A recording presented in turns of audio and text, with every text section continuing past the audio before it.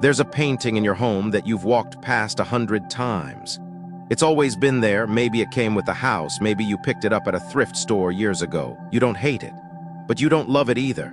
It just hangs, quiet, unbothered, collecting dust and glances that don't linger. But lately, something feels off. You've been sleeping lighter, waking up already tired.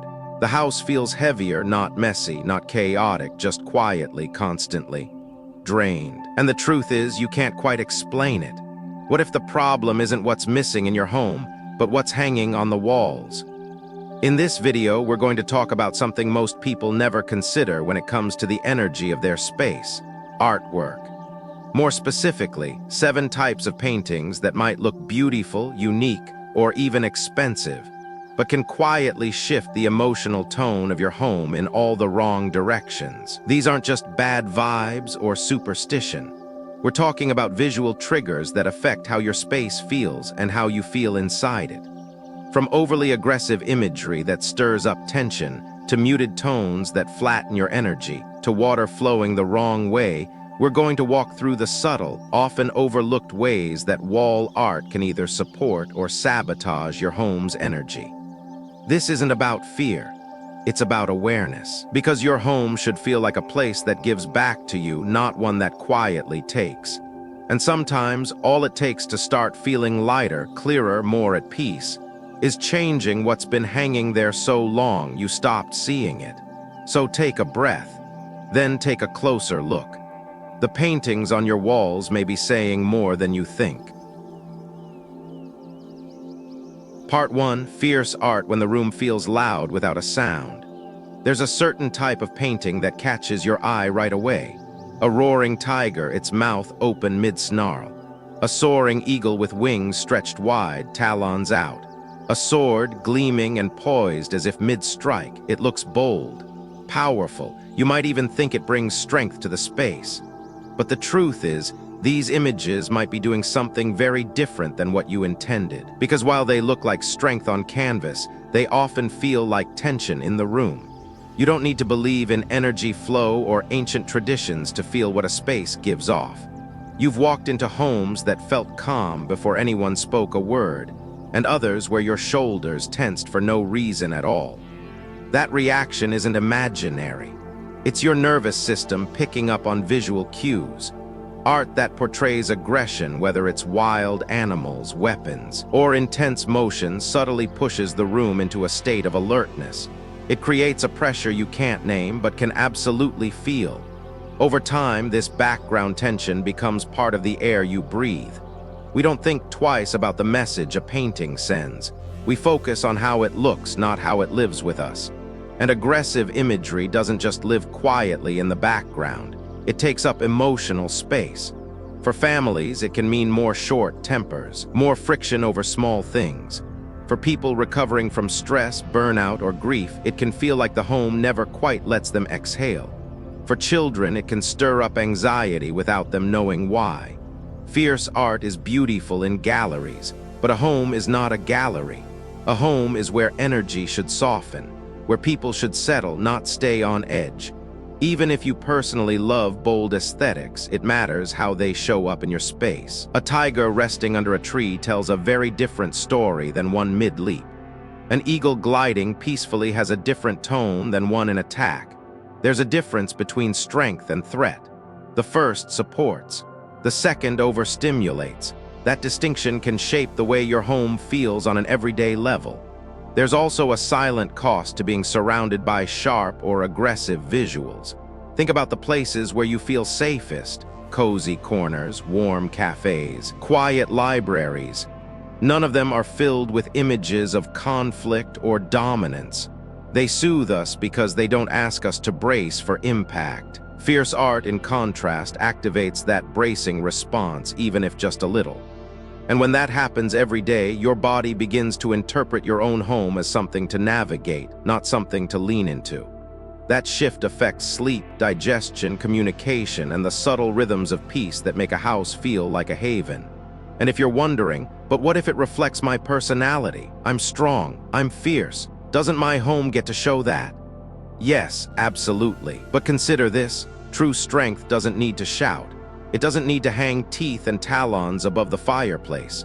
It can show up in color, in confidence, in art that radiates clarity and presence without demanding attention. Your home can express power in a way that welcomes, not warns. Now imagine this. You walk into your living room, and instead of being met with a tiger pouncing toward your couch, you see a peaceful mountain landscape. Instead of a sword frozen mid-strike, you see a strong oak tree rooted in light. What changes in your breath, in your mood, in the way the room holds you? That shift matters. You don't have to throw away everything. You don't have to strip your walls bare, but take a moment and really look, not with your eyes, with your nervous system. What part of you tightens when you look at that painting?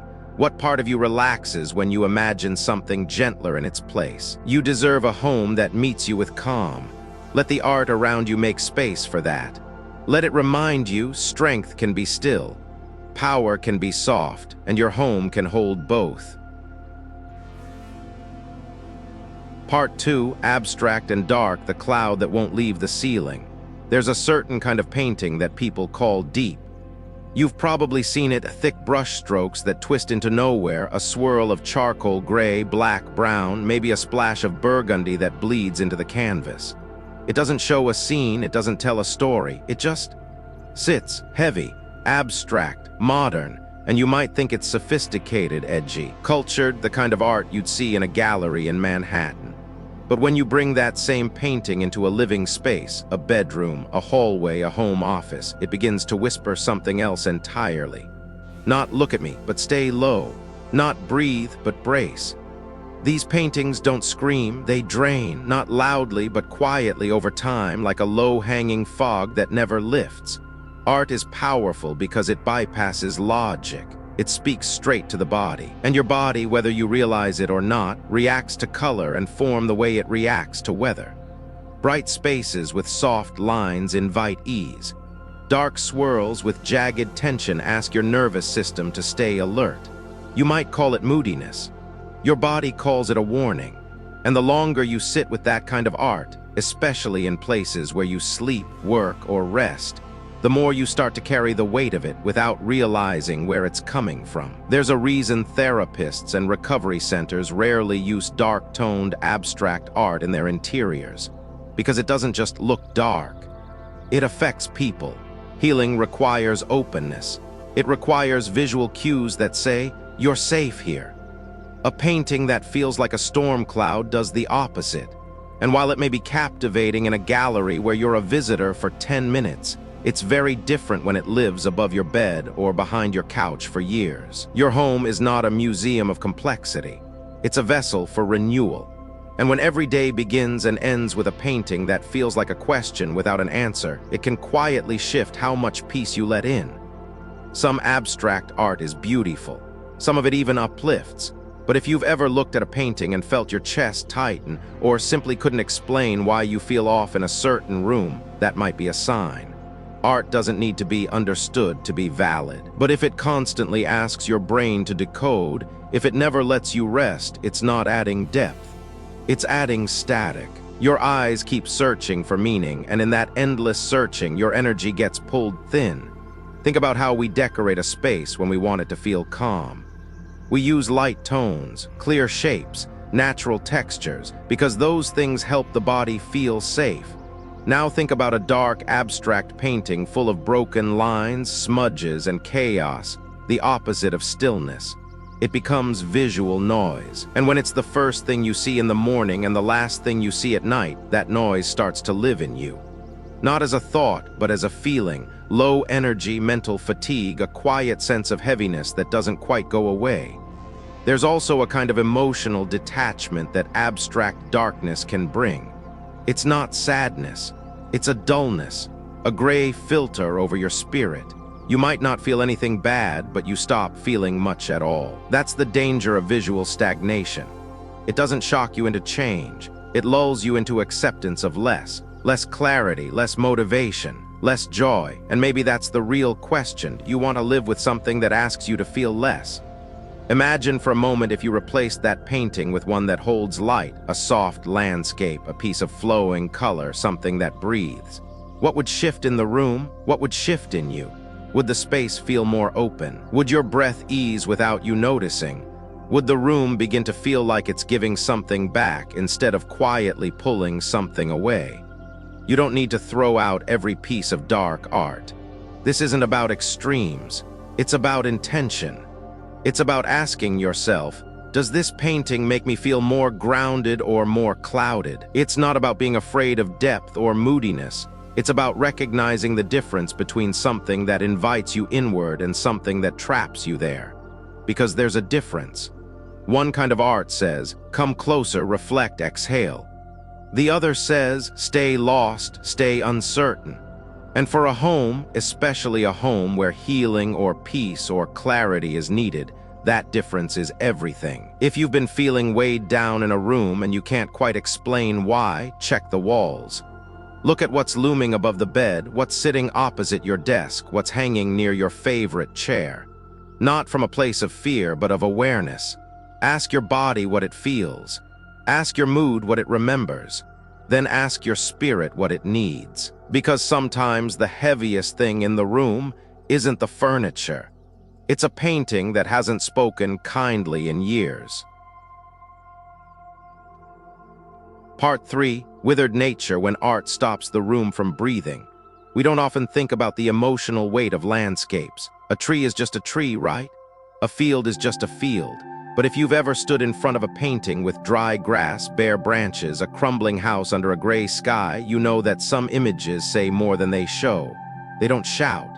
They whisper something quieter, an ending, an absence, a kind of stillness that doesn't calm, it pauses everything, including you. These paintings are popular because they are poetic. They feel thoughtful, maybe even deep. The falling leaves, the muted colors, the empty porch. There's beauty there, but it's a beauty rooted in decay. And when those images live on your walls, especially in spaces meant for warmth, connection, or growth, they begin to affect the rhythm of the room. Your home, whether you live alone or with a full household, is a living space. Not just in structure, but in energy. It breathes with you. It wakes up with you. It holds your morning light and your evening fatigue. And when you place art that speaks of decline, dried trees, deserted landscapes, abandoned cabins, the house stops breathing fully. It holds its breath. It hesitates. People often say, but I like quiet art. And that's fair. Not everything needs to be colorful or loud, but there's a difference between quiet and lifeless. A painting of a forest path can feel serene. A painting of a dying forest feels like loss. One invites you inward, the other keeps you in place. And that distinction matters more than we think, especially for women in midlife and beyond, those creating new chapters, holding space for others, or recovering from years of overextension. The last thing we need in our homes is visual energy that says, it's over, even if the colors are pretty.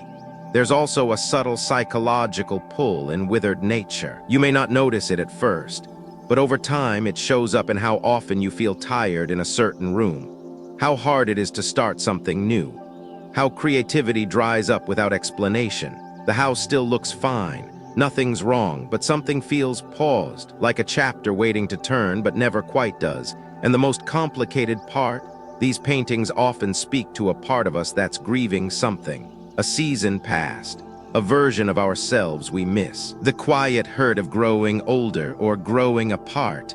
That's why they feel so personal. But healing doesn't come from living inside the wound.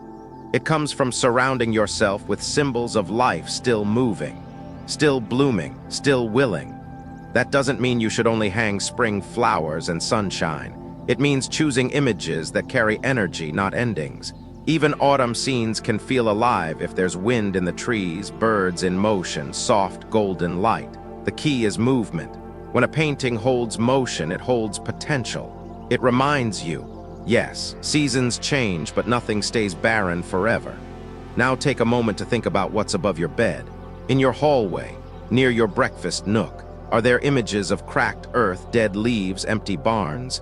And if so, how do those images make you feel, not intellectually, but physically? Do they energize you or do they hold you back? Do they make your home feel lived in or slowly shutting down? Some art is meant to evoke emotion. That's its power. But your home is not a canvas for sorrow. It's a refuge. And in a world that already asks us to carry so much responsibilities, regrets, resilience, our walls shouldn't add weight, they should lift, quietly, consistently. So if something in your space feels stuck, try looking at the art that never made you smile. The piece you hung because it fit the wall, not your life. Ask if it still belongs. Ask if it ever did. You don't have to replace it with something bright or loud. Just something that breathes, something that opens, something that even in stillness says, there's more to come. Because your walls aren't just decoration, they are memory. They are message. And sometimes choosing a new picture is the first step to writing a new chapter, one that doesn't mourn what's past but welcomes what's possible. Part 4, violent imagery when a painting makes people step back. You don't always notice it at first.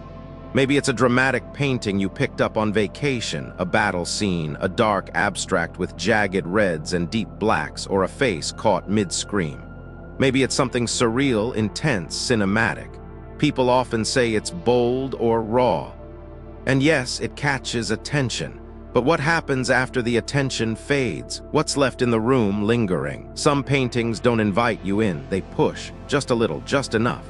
And over time, that edge begins to show up in your space in ways you can't quite name. Guests shift in their seats. The room feels colder. You catch yourself holding your breath without knowing why. Because even though it's just art, your nervous system doesn't make that distinction. It sees teeth, blood, fear, conflict, and it responds. We are wired to react to threat. That's not superstition. It's biology. Imagery that mimics violence, danger, or emotional chaos creates a small, constant signal that something's wrong. Your body may not go into full fight or flight, but it doesn't fully relax either. And when that subtle tension lives in your home where you cook, sleep, sit with loved ones, it becomes the background noise of your life, an undercurrent of unease. Now imagine the impact on children, or elderly parents, or someone in your home going through loss or healing. These are the people most attuned to visual safety. For them, a painting with a distorted face, an explosive burst of red, or a silent scream can shift their entire relationship to a space. They might not articulate it, but they'll avoid that room. They'll sleep less, eat less, or feel more irritable without knowing why. There's nothing wrong with art that challenges. But a home is not a gallery, and what stirs curiosity in a museum can stir agitation in a living room. You don't need to avoid strong aesthetics altogether, but you do need to ask, what emotional state is this piece bringing into my space? Is it helping the room exhale or holding it in suspense? For some, violent imagery represents empowerment, rebellion, passion. But here's the truth, power doesn't need to be bloody. Rebellion doesn't have to live in distress, and passion can be expressed without trauma.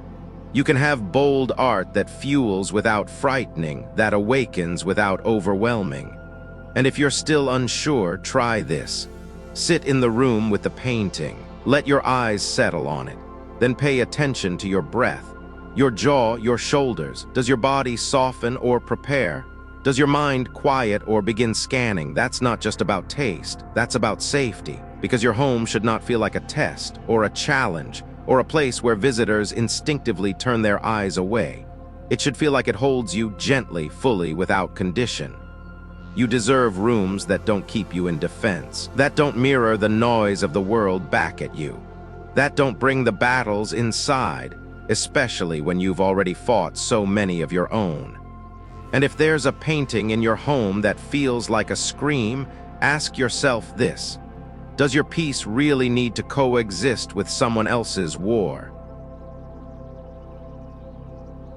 Part 5, Zodiac reflections when you clash with your own energy. It seems like a thoughtful choice. You find a painting of your zodiac animal, a bold tiger, a proud rooster, a mystical dragon, and hang it in your home. It feels personal, symbolic, like a way to honor who you are. But sometimes the things that reflect us most clearly also challenge us most deeply. And when it comes to zodiac imagery, more isn't always better. In fact, in some cases, it creates a quiet clash, one that's not loud but persistent. It's a strange thing. Surrounding yourself with what feels familiar can sometimes stir inner conflict. Think about it. When you're already a strong personality, does the room need more fire? When you're working on balance, does amplifying your own traits help or throw things further off? A painting of your zodiac animal may seem like a tribute, but depending on its tone, size, and placement, it might actually overactivate the very qualities you're trying to manage. Imagine this. A woman born in the year of the rooster, known for sharp intellect and strong opinions, hangs a giant painting of a golden rooster right above her dining table, the space where conversations flow and family comes together. Slowly, disagreements start to spike. Everyone's more on edge. Words fly faster than usual. It doesn't happen all at once, but it becomes a pattern. Why? Because sometimes energy doesn't multiply, it collides. We think of self-expression as something that needs volume, but true self-awareness often calls for contrast. If you're fiery, your home can ground you. If you're intense, your space can offer calm. That's not contradiction, that's balance. And this isn't about superstition, it's about emotional ecology. Your environment shapes how you process yourself. When everything around you mirrors back your strongest traits, there's no space to soften, to evolve. A home should be a container, not an amplifier. So what's the alternative? Instead of doubling down on your own sign, consider artwork that reflects your complement. In the zodiac, every sign has harmonizing companions, energies that steady rather than stir. For example, if you're a tiger, you might lean toward horse or dog symbolism. If you're a rabbit, goat, or pig might offer gentle reinforcement. These aren't just astrological suggestions. They are metaphors for relationships that restore, not replicate. It's also about tone. A painting of a tiger sleeping beneath a tree carries a very different message than one mid-leap with teeth bared. One reminds you of your strength. The other reactivates it constantly. The difference between reflection and provocation is subtle, but it shapes how your home holds you. If you've been feeling oddly agitated, overwhelmed, or mentally fatigued in a particular space, especially near art that represents your sign, ask yourself if it's serving or overstimulating you. Does it give you room to grow, or does it keep reinforcing who you've already been? Because at some point in life, especially in the middle years, what we need most isn't a mirror of our past, but an invitation into our next becoming. And sometimes, all it takes is adjusting what stares back at you on the wall. Part 6. Flowing water and the wealth that keeps slipping away. We've all seen them, those beautiful paintings of waterfalls, winding rivers, ocean waves that seem to stretch beyond the frame. They are soothing, fresh, almost hypnotic. Water, after all, is life. It nourishes, heals, cleanses. It brings a sense of peace.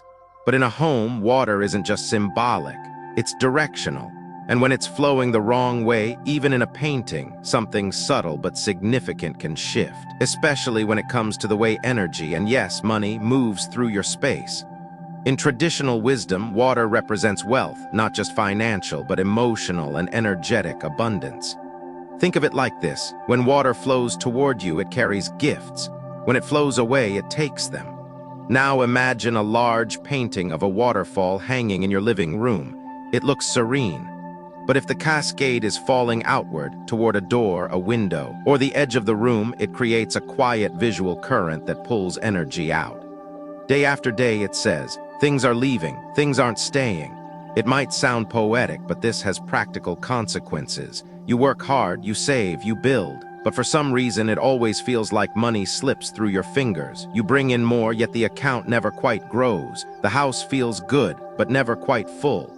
These aren't always financial issues. Sometimes they are energetic ones, and they often start with what's right in front of you or above you on the wall. This doesn't mean you should fear water art, quite the opposite. Flowing water, when placed and directed thoughtfully, is one of the most powerful symbols of fortune and fluidity. But placement matters. Direction matters. Ask yourself, when you look at the painting, is the water flowing toward the center of the home or rushing out? Is it moving in a way that feels like gathering or releasing? Here's a small tip that can make a big difference. Stand in the room and face the painting. Imagine the water is real. Is it coming toward you or away from you? That simple shift in perspective can tell you everything. And if it's flowing out, maybe it's time to either reposition the art or choose a new one altogether. One that invites energy in. One that says, abundance arrives here and it stays. Another layer to consider is balance. Water needs something to hold it, to shape its flow. That's where mountains, rocks, or trees in a painting come in. They anchor, they contain. A waterfall alone without grounding elements is all motion, no structure. It becomes draining rather than nourishing. But add stillness, a cliff, a stone, even soft greenery, and the image shifts from chaos to calm. And let's not forget the most overlooked mistake, hanging a water painting directly across from the front door. The front door is the mouth of the house, the place where energy enters. When water rushes toward it in a painting, it symbolically rushes out. That's like opening a window and wondering why the warmth won't stay in. It's not superstition. It's psychology, it's symbolism, it's the way our minds interpret flow, even if we don't consciously realize it. So if you've been feeling like your home leaks, not through pipes, but through pressure, check the current. The visual current. Because sometimes the reason we feel unsupported isn't what's missing, but what's moving the wrong way. And the fix isn't drastic. It's thoughtful. A small shift in art direction, a new piece with inward motion, a painting that gathers rather than disperses. These are quiet choices, but they have weight. They change how a room holds you and how wealth in all forms chooses to stay. Part 7, Wrong Painting, Wrong Room Where Calm Was Meant to Be. Every room in your home has a purpose, not just in function, but in feeling. The kitchen holds warmth, memory, and conversation. The bedroom offers stillness, softness, sleep. A prayer space carries reverence. A reading corner, quiet. These aren't just labels, they're energies. And when you place something visually loud, tense, or out of rhythm in a space designed for calm, the entire room begins to speak in a voice that doesn't match its role. That mismatch is subtle, but it matters more than we realize. You might not think twice about hanging a dynamic horse painting in the hallway, or a crashing wave above the stove, or a tiger near the family altar. After all, they're beautiful, they're expressive, they fill the wall. But over time, you may notice something. The kitchen feels harder to relax in. The bedroom isn't as restful. The altar space, once peaceful, feels less grounding. These shifts don't announce themselves. They unfold slowly, like a conversation that's slightly off-key but never ends. Visual energy isn't about decoration, it's about direction. When a painting's tone fights with a room's intention, the people in that room absorb the dissonance. You might not feel it as stress. It may show up as distraction, irritability, restlessness, a lack of connection, a sense that something's just off. And when that feeling shows up in the spaces you rely on most, the places you cook, sleep, pray, or gather, it ripples into everything. Take the altar or prayer space, for instance. That area holds more than photos or candles. It holds memory, intention, legacy. It's meant to be still, sacred, but hang a wild animal or abstract chaos there, and that stillness becomes stirred. The space feels visually noisy. You might find it harder to focus, less drawn to sit and reflect. That's not coincidence. That's tension living in a place meant for peace. Now think about the kitchen. It's a room of nourishment, but also movement. Fire, action. It's where your day often begins and ends. But add artwork that represents water, oceans, rivers, heavy rain, and you create an elemental clash. Fire and water may balance in theory, but in close quarters they cancel each other out. The result, a kitchen that feels disjointed, meals that don't quite land, conversations that spark quicker than usual. The warmth starts to flicker, and you may not realize the artwork above the stove is part of that shift. Bedrooms are no different. It's not just about color or style, it's about motion. When you hang something full of speed or aggression above a bed, galloping horses, lightning, intense abstraction, you're inviting movement into the one space where stillness is essential. Sleep becomes lighter, dreams more erratic. You don't wake up exhausted, but you don't wake up truly rested either. It's a quiet drain, a missing softness. And then there's the common area, living rooms, entryways, shared walls. These are transition spaces, yes, but they also set tone.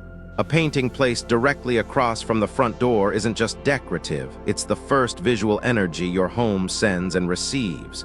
If that painting holds outward motion, waves rushing, animals charging, winds pulling, it symbolically pushes energy out. It says, nothing stays. Even if everything else in the room is balanced, that first impression colors the rest. We often decorate with instinct, what fits, what fills, what looks good. But what if we chose based on what supports?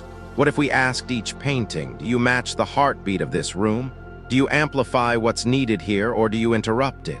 And the fix isn't extreme. You don't need to turn your home into a temple, but you can be more intentional. In spaces that hold silence, choose images that breathe.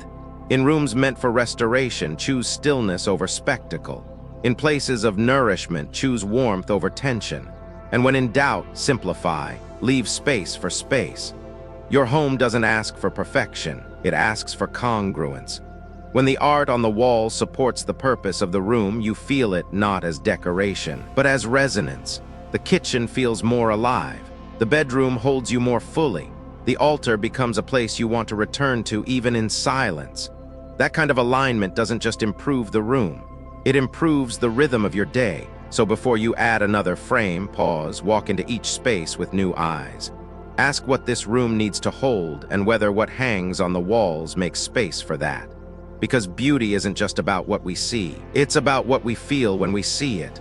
And sometimes the most beautiful thing a room can offer is harmony. Final, by now you may be looking at the walls around you a little differently. Not with fear, not with guilt, but with awareness, with clarity. Because what we hang in our homes isn't just decoration, it's language. It speaks to our emotions, our energy, and sometimes even to the parts of ourselves we've outgrown but never updated. We've explored 7 types of paintings that might look beautiful but quietly shift how a room holds you. Wild animals that bring tension instead of strength. Abstracts that cloud instead of calm. Barren landscapes that drain instead of restore. Images of violence that activate when you long to soften. Zodiac symbols that reflect too much of what you're already trying to balance. Flowing water that doesn't stay. And artwork that simply lives in the wrong room, asking a space to hold what it was never meant to carry. This isn't about rules, it's about resonance. Because you deserve a home that supports you. That reflects your growth, not just your history. That gives you room to exhale. And that sends you quiet messages every day that say you are safe, you are welcome, you are held. So if there's one small shift you can make, one piece of art you can move, reframe, or replace, let it be one that brings your space just a little closer to harmony. Not perfection, not trend, just peace. Thank you for being here, for caring enough to look again, for opening your eyes and your heart to something as quiet as the energy on your walls. I hope wherever you are and however your home holds you, that it becomes a place where your spirit can rest and your life can breathe. You deserve that. You always have.